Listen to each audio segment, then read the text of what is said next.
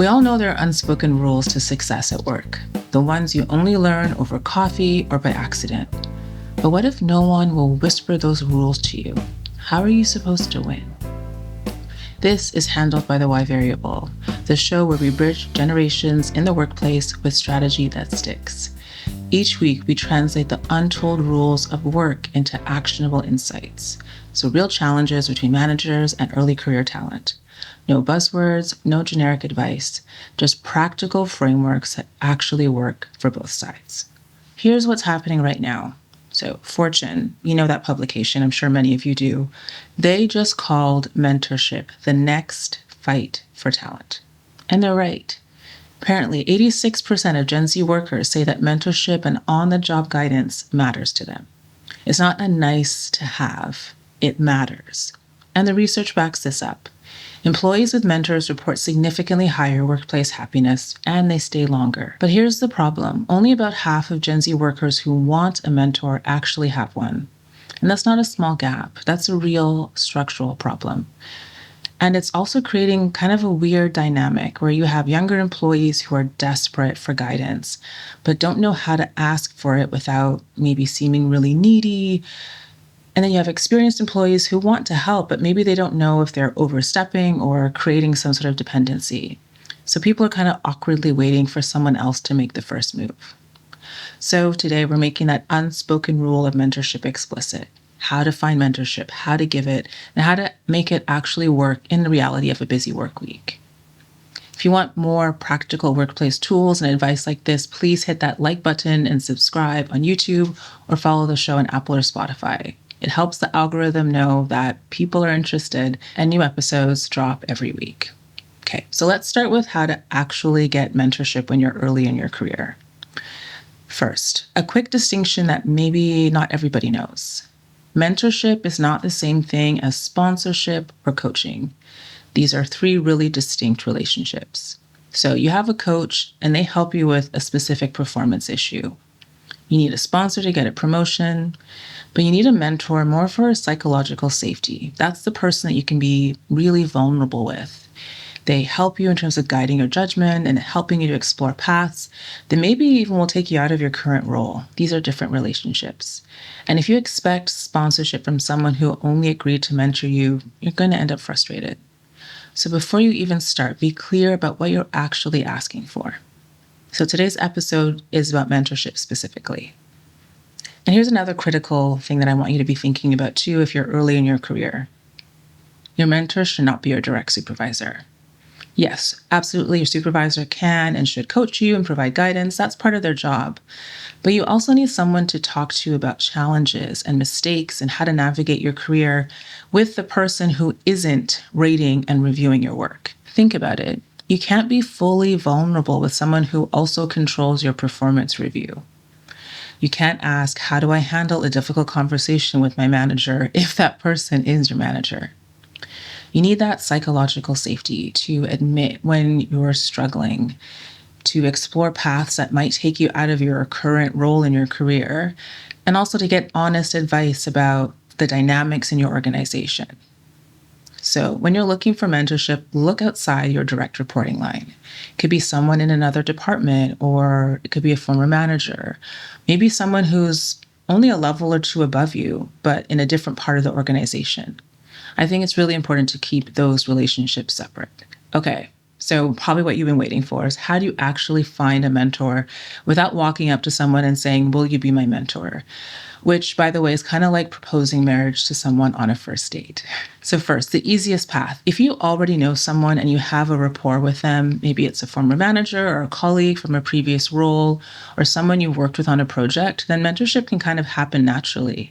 You're already having conversations, they know your work, you don't need a formal process. Just keep asking them good questions. Implement the suggestions that work, and that relationship will just deepen over time without you having to even put in a lot of effort. But what about if you don't know the person well?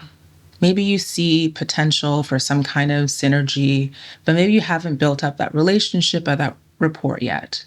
So here's a strategy for that situation. Start with a specific outcome in mind. Let's say you're trying to get out your first quarterly business review deck by the end of the week. That's your aim. So you're not asking for vague career advice. You're asking them for something really concrete that you're working on. So you can be incredibly specific in that sort of situation rather than saying, "Can I pick your brain?" which people don't really like. We all know.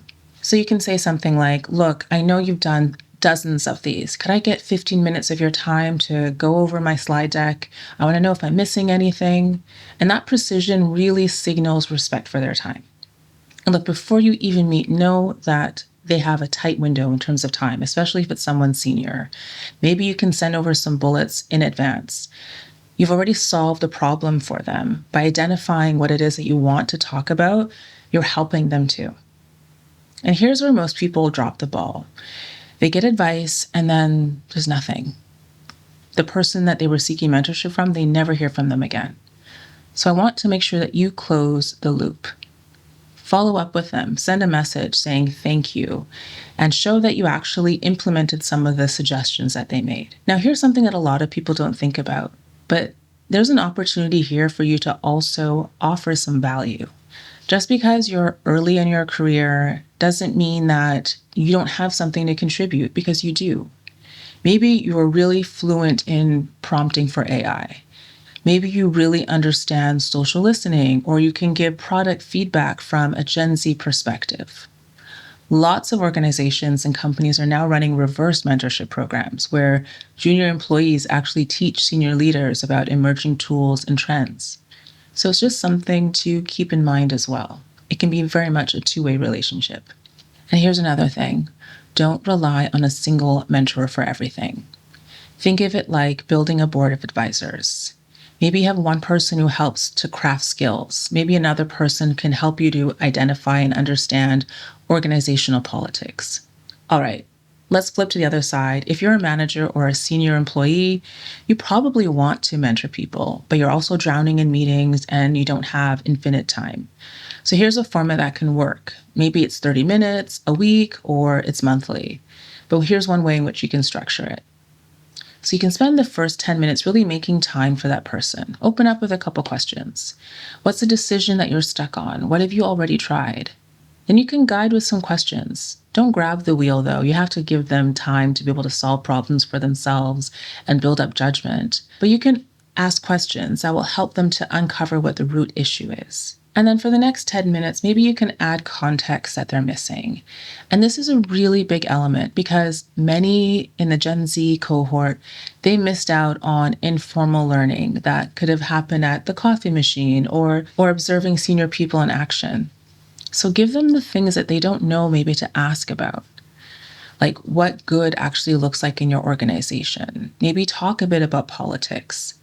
When it might be a good idea to pitch certain ideas. And in those final minutes that you have, help them to plan out the next move, one action, one risk that they maybe need to look out for, and create a feedback loop and openness so that conversation can continue. Now, of course, you do have to set some boundaries or you'll burn out. And you can say something really direct. Just go, "Look, I have maybe 30 minutes each month. That's all I can give." Or you can say, "Look, I'm happy for you to ping me on Slack every once in a while with some questions, but for longer conversations, let's schedule some time." Be really clear and explicit about what you can and can't do. And here's a big one. Be mindful of power dynamics. If there's a significant age or seniority gap, then the person you're speaking to might feel really nervous. They may not even push back when they disagree. So make sure that you're creating a safe space for them. Say out loud, "I'm sharing what worked for me, but my way isn't the only way. If you have a different view, let's have a conversation." You shouldn't be trying to clone yourself in that person who's in front of you. The goal is to help them to become the best version of themselves. They're not supposed to be a mini version of you. And one more thing that I'll mention briefly is over time, sometimes, mentoring relationships can evolve into sponsorship, where you're actually advocating for someone and opening the door. You're using your credibility and your reputation. And that's a different level of commitment. I might tackle that in a future episode, but for now, just want to note again that those are different things. If you think that might be a worthwhile episode, I'd love to hear from you. So, before I wrap up, again, if this framework is useful to you, please subscribe on YouTube, follow the show on Apple, Spotify, and other streaming platforms. Each week, I want to give you really practical, tactical playbooks that you can use. And a quick note for any organizational leaders watching. If 86% of your Gen Z employees want mentorship and only half are getting it, you have a real retention problem that's brewing. Over 80% of Fortune 500 companies actually offer formal mentorship programs. And they're doing it not just because it's a trend, but because it works. So you need to protect time for it. And it doesn't have to be a lot, 30 minutes monthly. Recognize people who mentor well. Mix up different styles, maybe people who are in different functions, maybe based on identity. And if you want to run reverse mentoring programs where you have junior employees, teaching senior leaders, help them to scope that out. Maybe come up with a list of topics that'll be a focus. And take some time to measure, what's happening. This isn't a feel-good initiative. It's also a talent strategy. Okay, we're coming to the end here. Look, mentorship works when we make the unspoken rules of the workplace explicit. If you're Gen Z or early career, aim for a specific outcome. Make really specific asks or requests. Respect people's time. Close the loop and offer some value back if you can. Don't just ask someone to be your mentor, but have valuable conversations and let the relationship build naturally. And remember, look for mentors outside of your direct reporting line so you do have that psychological safety. And if you're a manager or a senior employee, make space for questions. Add context where it's missing, help them to plan the next move, but also send clear boundaries so that you don't burn out. 30 minutes a month is pretty doable. And remember, you're helping them to become the best versions of themselves. So here's my challenge to you. Drop a comment with the best mentoring question you've ever been asked, or the best question you wish you'd been asked. I'll compile the top ones and maybe I'll share them in a future episode. Thanks for watching Handled by the Why Variable.